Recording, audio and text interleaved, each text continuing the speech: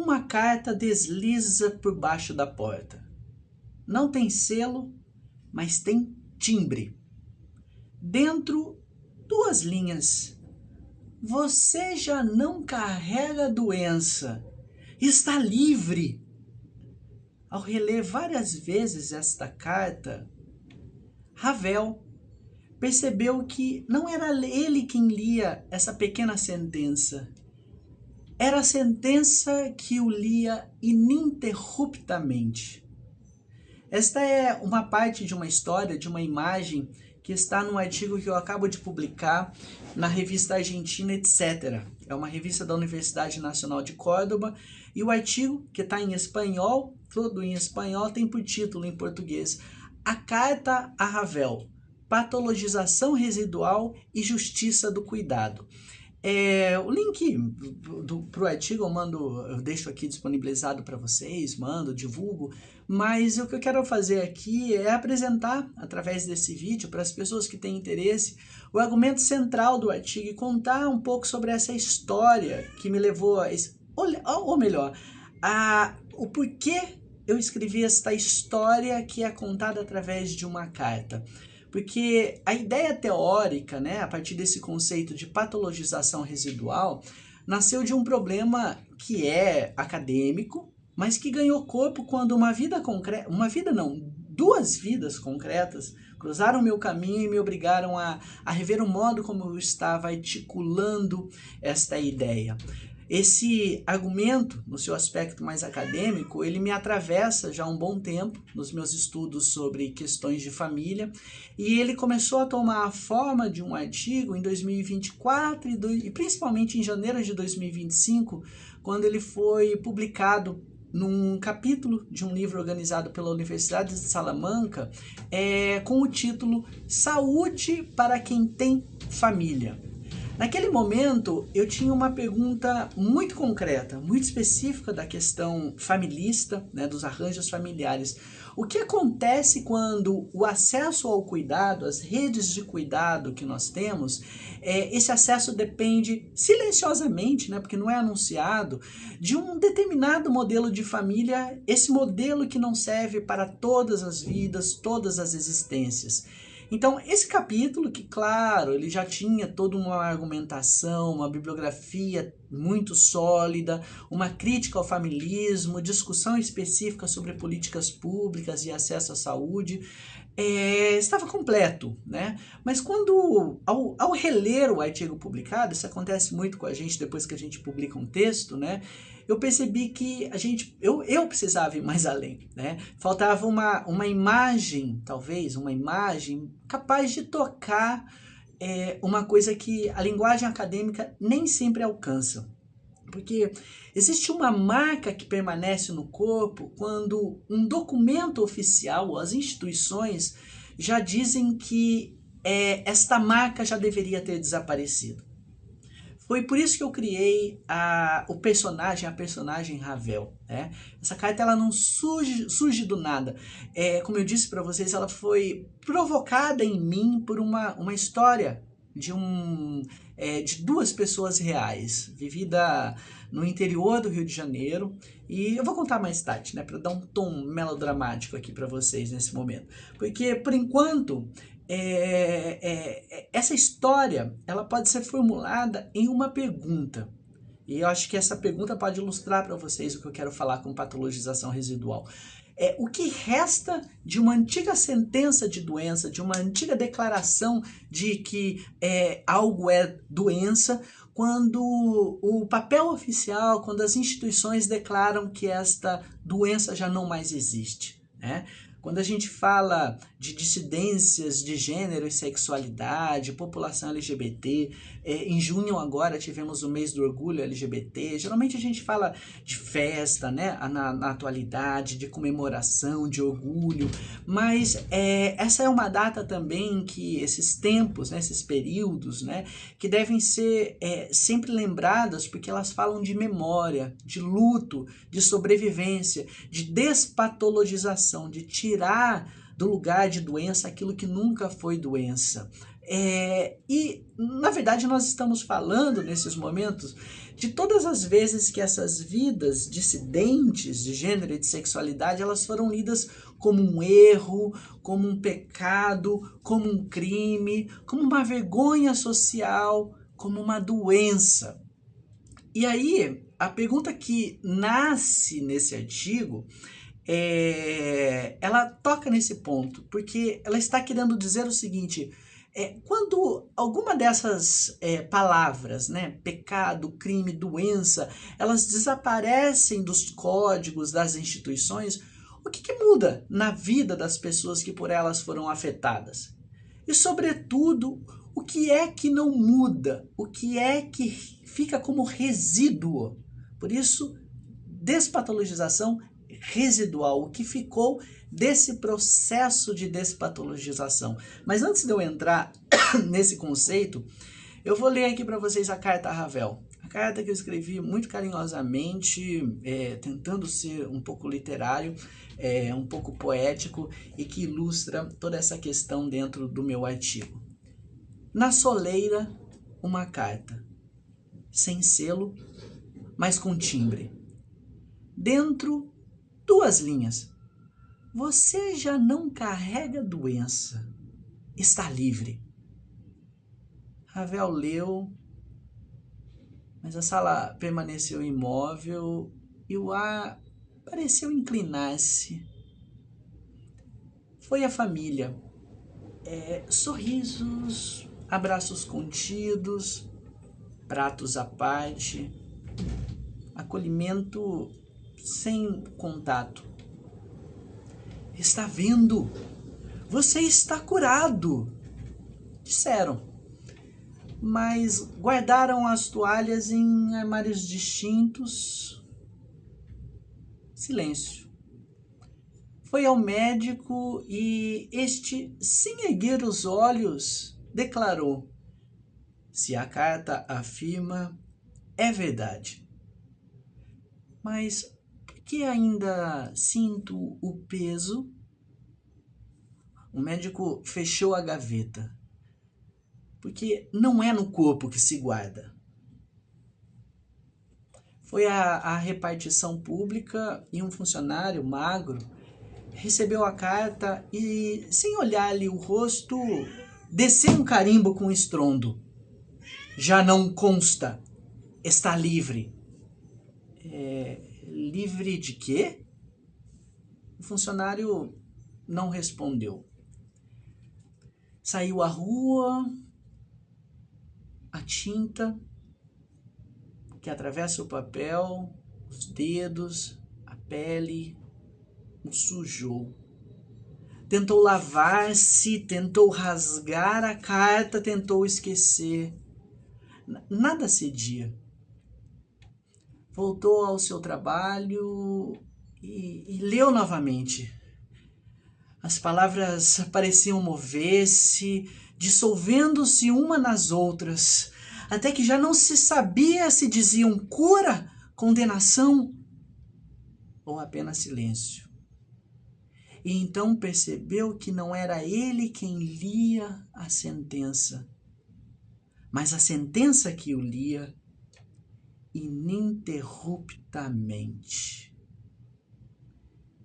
Essa última frase, para mim, é o centro de tudo, porque Ravel descobre que não é ele quem lia a sentença, como alguém que lê algo que está posto, mas era a sentença que continuava lendo Ravel. E é isso que eu chamo de patologização residual, porque patologização residual é aquilo que continua lendo o corpo depois que o diagnóstico já saiu do papel, já saiu das instituições. Ela não precisa, essa patologização residual, aparecer como uma frase brutal, né? Você é doente, você é anormal. Ela pode aparecer de maneira muito mais discreta, porque ela diz, assim, de maneira muito explícita, você está livre, mas, sempre uma condicional, tem que provar a sua liberdade. Tem que provar que você faz jus a essa liberdade. Você tem direitos, mas você precisa caber direitinho aqui, né, nos espaços e tal. Você pode existir, claro, né, não vou negar a sua existência, mas a sua existência, ela não pode desorganizar demais a família, provocar muito a medicina, burocracia, tudo isso que a gente já consolidou como âmbito do cuidado.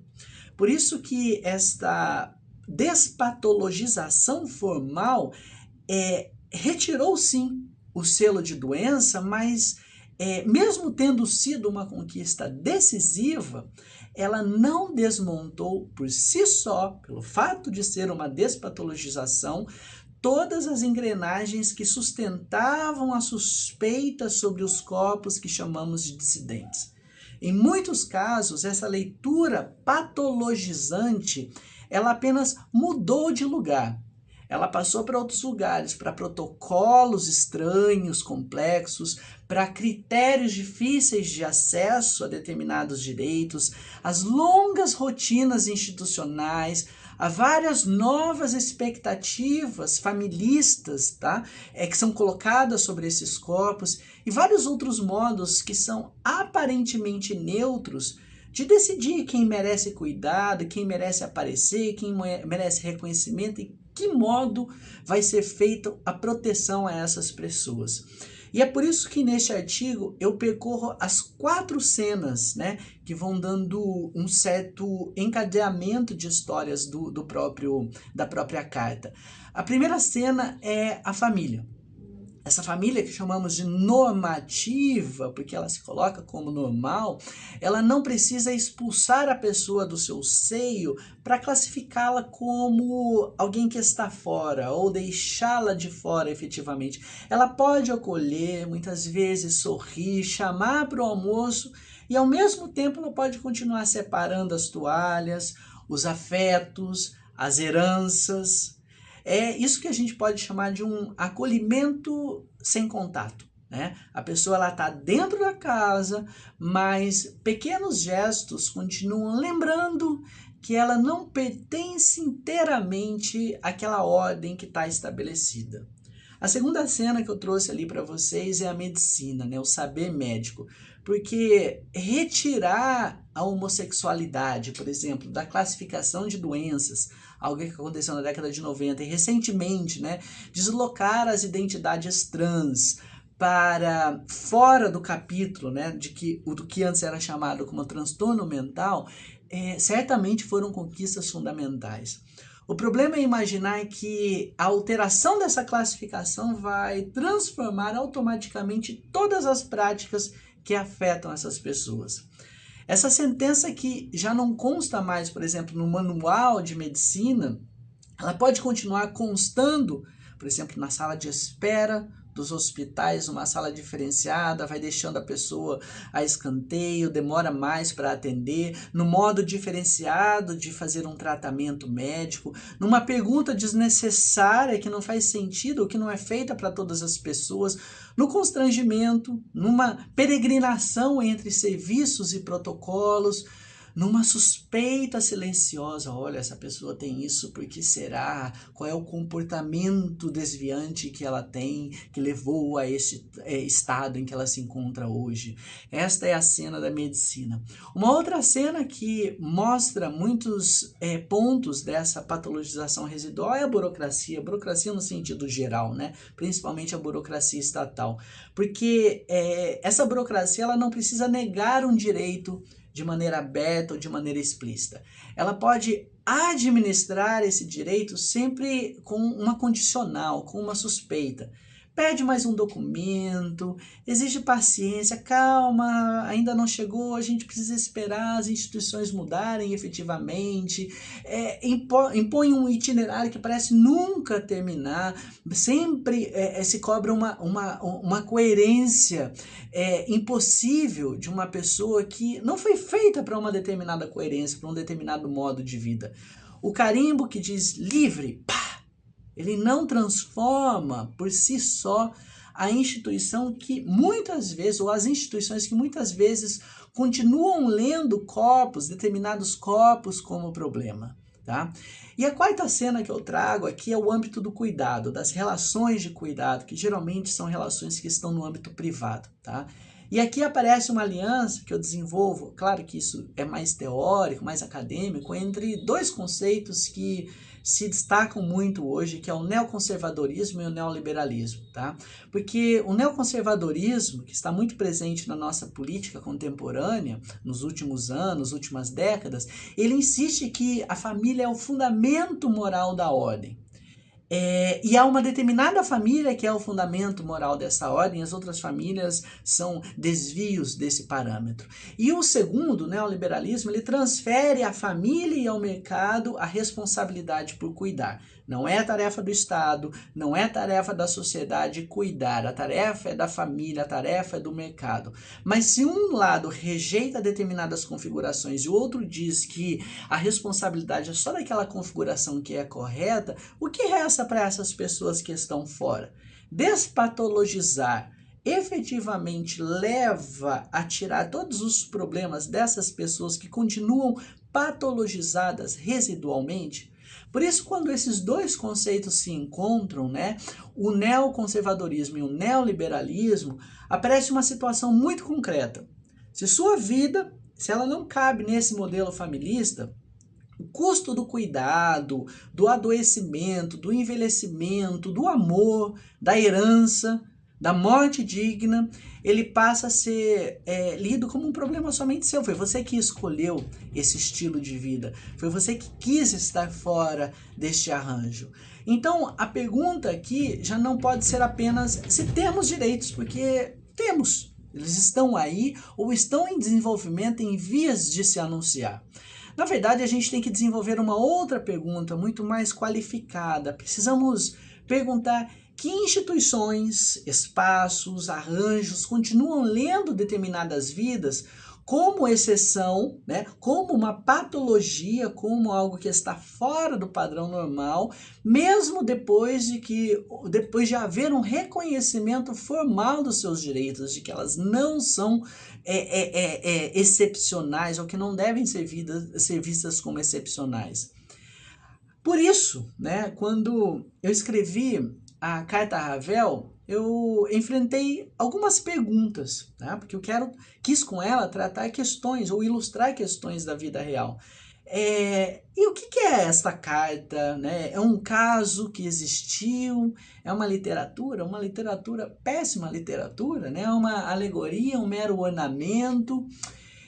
E foi aí que eu percebi que ela cumpre, pelo menos foi o que eu tentei fazer com esta imagem, é uma operação metodológica, porque eu defini ela como uma ficção de retalhos de vidas. Ravel representa muitas vidas. Ele não é uma pura invenção. Mas ele também não corresponde a uma pessoa específica, até por isso eu dei um nome bem diferente, que é difícil de encontrar, porque Ravel, ele é uma figura, uma personagem composta por cenas que eu escutei, experiências próprias, trajetórias alheias, mas que cruzaram processos que chegaram de uma maneira muito concreta a ilustrar de uma maneira mais sólida esse conceito de patologização residual. Essa costura que eu fiz com Ravel, ela permite muitas vezes proteger pessoas concretas, né? Porque eu não quero ficar contando histórias reais de vida, né? E martirizando ainda mais pessoas que já são afetadas por vários processos sociais, mas ao mesmo tempo, ao contar em uma história, através de Ravel, a história de várias vidas, eu consigo tornar visível uma estrutura que, uma vez que está dispersa na vida cotidiana, talvez passasse desapercebida ou despercebida. Não é a primeira vez que eu trabalho dessa forma, eu venho desenvolvendo esse procedimento em alguns espaços. Eu tenho um outro artigo chamado Oroiá, que é uma serpente, né? Que é uma serpente que também é uma figura de retalho, de ações, de pessoas que têm uma ação política mais efetiva na sociedade, mas tanto Ravel quanto Oroiá são figuras operadoras nesse meu modo de operar metodologicamente. São corpos que eu posso dizer que foram costurados com fragmentos ou como fragmentos de uma estrutura que são capazes de tornar legíveis certos efeitos do direito, tá? Sem transformar a vida de alguém em uma matéria exposta, né? Sem expor a vida de determinadas pessoas, porque não me apetece tanto essa ideia de a todo momento expor pessoas que estão já vulnerabilizadas, né? E torná-las eternas dentro de materiais acadêmicos e outras coisas mais. Então, a carta, ela não é uma prova empírica do conceito, longe disso. Ela, em verdade, ela permite circundar as instituições envolvidas, os casos e tal, e de alguma maneira entrar ou aprofundar um pouco essa questão da despatologização, que é meramente formal, e mostrar que precisamos olhar com mais cuidado esse processo. Ela permite, através dessa alegoria, ela me permite perguntar o que permaneceu sobre essa superfície da despatologização, depois que, sei lá, os documentos mudaram, as instituições mudaram. E aí, né, no desenvolvimento do artigo, ao desenvolver o artigo, eu me encontrei com uma coisa que eu ainda não tinha me deparado naquela primeira versão que foi publicada lá na Espanha. Porque ao lado da patologização residual, se aparece ou se mostra hoje em dia aquilo que eu posso chamar de patologização restauradora. Aqui eu não estou falando mais daquilo que sobrevive de uma antiga classificação, que sobrevive da despatologização. Eu estou falando agora das tentativas afirmativas políticas de recuperar o poder de classificar, de proibir e corrigir as pessoas. Isso aparece muito, né, nessa ofensiva neoconservadora contra o cuidado, por exemplo, de crianças e adolescentes trans, nas campanhas contra a chamada ideologia de gênero, né, e em projetos, ações políticas que procuram recolocar ou realocar ou colocar sob suspeita, né, colocar novamente sob suspeita existências, vidas que haviam, de alguma maneira, conquistado algum reconhecimento institucional. O que muitos falam de retrocesso, efeito backlash, pode estar diante dessa patologização restauradora. Então, o ponto decisivo é que esta patologização residual, ela talvez prepara o terreno sobre o qual a patologização restauradora tenta se instalar. Ela vê ali alguns resquícios de algo que não foi e em cima dele trabalha a restauração. Então, talvez, tá? Eu levanto como uma hipótese, esse resíduo, ele não é apenas uma sobra inerte, parada, estagnada de um passado supostamente superado. Porque ele pode funcionar, esse resíduo, como uma infraestrutura, uma permanência. Porque sem esta permanência silenciosa de um olhar patologizante, de ações silenciosamente ou tacitamente patologizantes, essas ofensivas afirmativas, objetivas que encontramos hoje, encontrariam talvez muito mais dificuldade para permanecerem como razoáveis.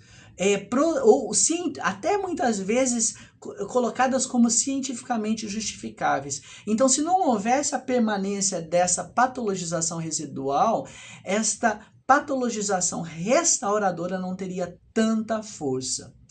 Esta carta que diz já não consta, ela pode voltar agora com um outro timbre institucional.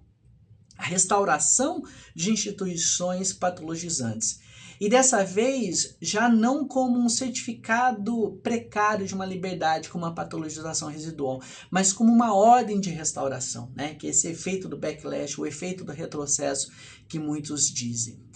E agora, como eu tinha prometido para vocês, eu chego à cena, né, real que consolidou tudo isso para mim. Porque algum tempo atrás, obviamente não vou falar o nome das pessoas, porque pecaria até com a própria ideia do Ravel como figura, né? Mas para ilustrar uma questão, né, que ficou também subjacente ao artigo e que me levou a perguntar se eu estava falando de dissidências que se anunciam como politicamente comprometidas com a mudança social, ou se eu posso falar daquelas pessoas que são lidas como LGBTs, como dissidentes, mas que não se pronunciam politicamente, se elas estariam também afetadas por essa patologização residual. Eu fui a um evento literário numa cidadezinha aqui do Rio de Janeiro, e lá eu conheci um casal de homens casados, né, 2 homens casados. Um tinha 75 anos e o outro, seu esposo, 81 anos. E esse mais velho, ele era um imigrante, não vou falar de que país, mas ele falava pouco português. Eles estavam juntos há mais de 50 anos. Só que eles me produziram um curto-circuito político, porque, vejam, eram 2 homens gays, idosos, né, de 70 e poucos, 80 anos, casados em decorrência de uma decisão do STF de 2011 e tal, então é recente também essa questão, tá? Eles estavam num evento público de uma cidadezinha do interior. E ao mesmo tempo se anunciavam como conservadores, como de direita e como bolsonaristas, né? E eu acho que dentro do espectro político a gente já sabe muito bem de todas essas divisões. Então eu confesso que aquilo me desorganizou naquele momento, tá? Porque realmente tenho uma dificuldade muito grande de compreender esta relação, essa afirmação que se pode fazer de uma pessoa LGBT como bolsonarista, né? E apesar que também sou muito crítico ao casamento como um horizonte de emancipação, tá? Porque eu vejo no próprio casamento, não sou obviamente contrário à sua regularização e autorização, temos que lutar por isso, inclusive tenho artigos que falam a respeito dessa questão. Sem Véu e Grinalda é um outro artigo que eu recomendo para vocês que eu escrevi, mas eu vejo o casamento, dos moldes como ele foi colocado, apenas como uma instituição que ainda está profundamente marcada por tradições conservadoras, patrimonialistas, de controle e muito voltadas para esse modelo familista tradicional que já deveria ter sido reconfigurado. Mas diante daqueles 2 senhores, a minha teoria ela precisou se calar, talvez, a minha teorização precisou se calar, talvez por alguns segundos, porque eles não estavam falando do casamento como uma bandeira abstrata de igualdade liberal, de segurança e tal. Eles falavam de cuidado para mim. A gente teve uma conversa muito forte ali naquele momento. Falavam da necessidade de ter um plano de saúde, da necessidade de deixar a herança para esse imigrante que até hoje falava pouco português, de proteção, de envelhecimento e de cuidado, de medo de abandono, tá? Esse imigrante ele não tinha família, não tem família no Brasil, e o esposo dele era só a única família. Então, este casamento, que mesmo eu criticando aqui com vocês, que ainda não foi alterado enquanto sua estrutura, é a forma institucional disponível para garantir que um deles, ou que os 2 não ficassem desamparados, né? Ou que recebessem herança, ou que tivessem direito ao cuidado. O mais novo, né, 75 anos, ele contou para mim que havia esperado a vida toda por aquele momento em que eles poderiam se casar. Eles já estavam juntos há 50 anos. Eles tinham atravessado, em relação à minha história, né, épocas muito diferentes, né? Eles vieram de uma época em que eram tratados como doentes mentais mesmo, publicamente. Depois passaram por uma época em que era melhor se calar, apesar dos olhos e das instituições ainda falarem a respeito, e a mais recente em que alguma coisa efetivamente começou a mudar. A sociedade começou a falar mais abertamente. Disputas políticas afirmativas estão postas no cenário político. E agora eles estavam casados, assumidos publicamente, com direitos garantidos. Mas então, este mais novo, de 75 anos, me disse algo que não saiu mais de mim. Ele disse o seguinte, eu não lembro as palavras, vou parafraseá-lo, assim, mas ele disse algo como, mesmo assim, mesmo com esses direitos, mesmo tendo passado por tudo isso, né, então ele tem um resgate de processos históricos, eu ainda sinto os olhos da desaprovação das pessoas. Eu acho que eu vou morrer com essa marca. Eu acho que essa marca nunca sairá de mim.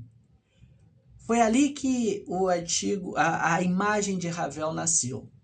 Porque, ou pelo menos foi ali que eu entendi por que eu precisava de Ravel enquanto imagem.